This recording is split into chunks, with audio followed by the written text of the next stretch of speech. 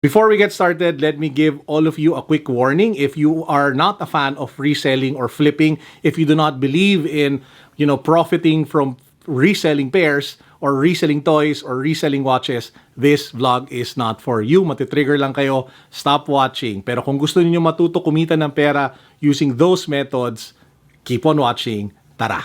Do you guys ever have those days na you just wanna feel a little bit younger? Or gusto nyo lang ng good vibes. So, but before I get to that, in today's episode, I'll be talking about if I had like 10,000 pesos, how will I grow it? Because in the previous episode, we talked about how I would invest like 100,000 pesos in 2021 based on my experience in 2020. So for today's episode, baba natin, if I just had 10,000 pesos, what will I do to grow that and to multiply it so that I can reach the point where I can actually invest 100,000. Kasi a lot of you said, ang ganda ng video, kulang na lang yung 100,000. So we'll do that in today's episode. But before that, like what I said in the intro, one of those days na you just want good vibes, ako, what I do, I wear really fun, colorful, crazy watches. So this is like my geek watch collection. So this is the Street Fighter Seiko collaboration over here. This is the Naruto Seiko collaboration. This is the One Piece G-Shock. This is the Dragon Ball G-Shock. And since feeling ko magkamehameha ng tao today, let's go with this one. So with that said, let's go.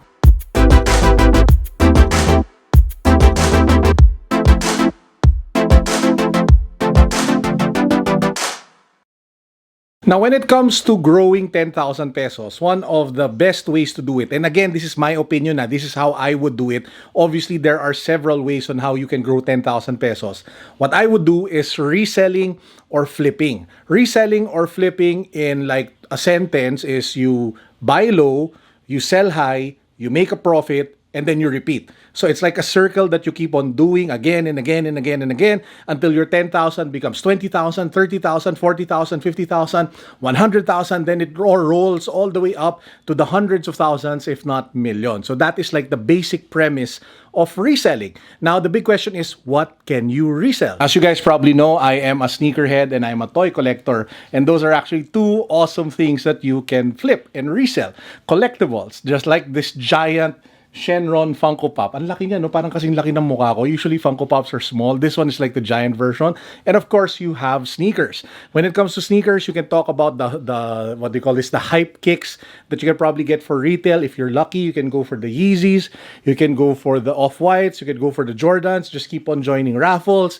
If you're lucky, you hit one, and you can use that to roll your money. So you flip it, and then you eventually start to build a base on how you can launch it into a bigger business. Another thing that you can resell, watches from the Swiss-made brands such as Rolexes to more affordable brands that have like exclusive versions in other markets, exclusive G-Shocks in the US, the Hodinkee John Mayer G-Shock.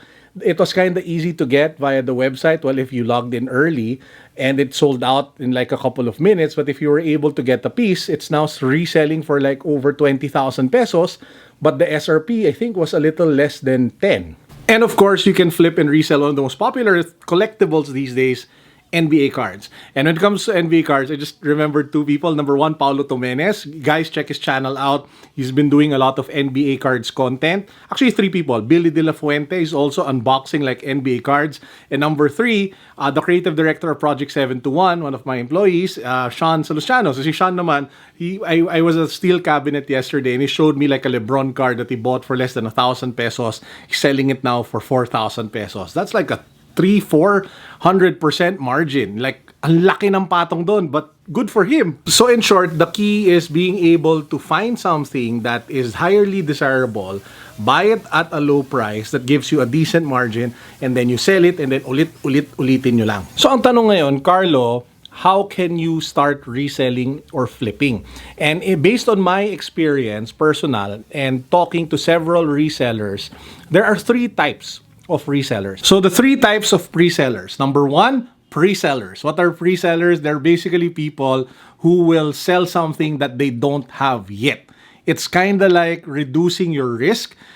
pinapababa mo yung chance na pwede kang malugi kasi sinisigurado mong mabibenta mo yung produkto bago mo bilhin. In short, sigurista. So how does pre-selling usually work? Well, the most common way of doing it that I've seen here in the Philippines is pre-sellers would go to different websites outside the Philippines such as StockX, Farfetch, hit up their suppliers outside the country, the websites of Adidas and Nike in the US, in Japan, in Taiwan. Some of them would even make trips, or they would even have contacts in those places where those shoes are not hyped. Lalo na in Japan kasi Yeezys there sit, they sleep, pero dito they sell out fast. So what they do is they take pictures, they post it on their Instagram accounts, and then they ask for people to pre-order. Tapos they get all the pre-orders, some of them ask for down payments, and then they will just ship and order the confirmed pairs that will be bought na kagad by people. In short, walang lugi, walang talo kasi yung mga produkto na yon may bibili na. So that is what you call pre-selling.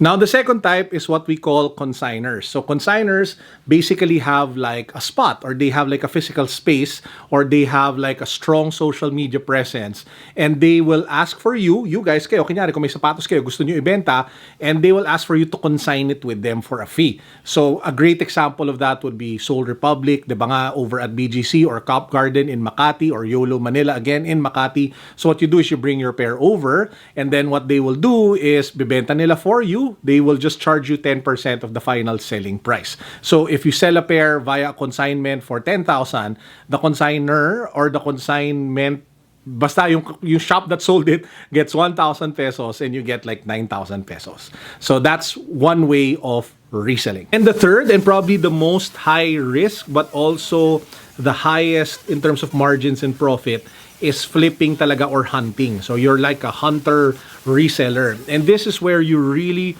exhaust all efforts to get pairs at either SRP at good prices, however, and whatever you need to do. So ito yung medyo Machiavellian na type of reseller.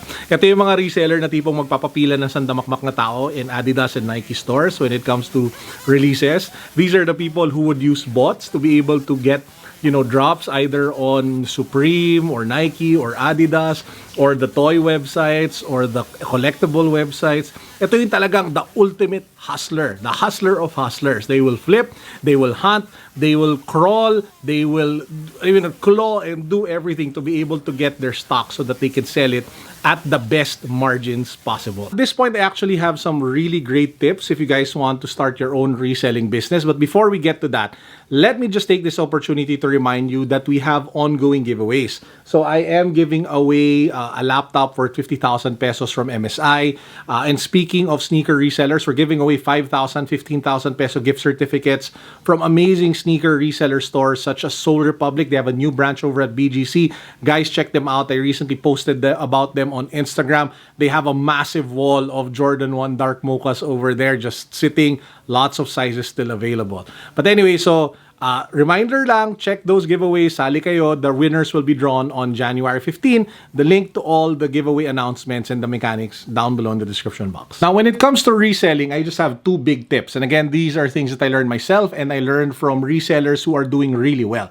Number one is that you need to be able to identify and take care of your VIP customers, because at the end of the day, it is more affordable to keep a customer happy than it is to acquire a new one. So if you have like a customer na malaki na ang binibili, marami na binibili sa inyo, he or she buys a lot from you, whether it's toys or your shoes or your perfume or whatever it is that you're reselling, it's good to take care of that person. How do you take care of them? By giving them information, by delivering them fast, by making sure you're able to deliver good quality products. Every now and then, you might want to give them a discount. Every now and then, you might want to give them a freebie. If it's their birthday, you might want to send them something. If it's Christmas, you want to send them something. In short, alagaan nyo sila. Because these are your high rollers. These are a lot of resellers call them, dito sa Pilipinas, big bosses. And it's good to take care of that relationship kasi solid na. It's a good customer, pays well, pays regularly, alagaan mo yung mga yan. And number two, and probably one of the most important tips that I can give you, you guys need to learn social media marketing, because social media marketing will be the lifeblood of your sales. Social media marketing will allow for you to sell a lot of product without spending too much on marketing costs. So kailangan nyo matuto mag-market using Instagram, kailangan nyo matuto mag-market using Facebook, kailangan meron kayong promos, kailangan meron kayong magandang pictures, meron kayong magandang graphics, kailangan meron kayong sumasagot sa mga nagpi-PM at nagko comment, because that's all part of the game. It's kind of like, parang ganito yan eh. If you have an Instagram account or if you have like a Facebook page, think of it as your store. It's literally your physical store, but this time it's online. So if you have a physical store, obviously you need somebody manning it. Obviously you need to drive traffic to it. Obviously, you need to answer your customers who are going to your store. It's the same thing with social media. So kung meron ka Instagram page, if you have a Facebook page and somebody goes there and comments and asks a question, you have to answer. And also, you have to come up with promos and ways so that the people will discover you and visit your online store or your social media pages. And there you have it. That's how I would use my initial 10,000, flip it all the way up to 100,000, and probably change business later on into doing something else. You know, reselling is a great side hustle. Reselling is a great business to get into. Some people have built stores based on their reselling shops. Some people have really built fantastic businesses based on reselling.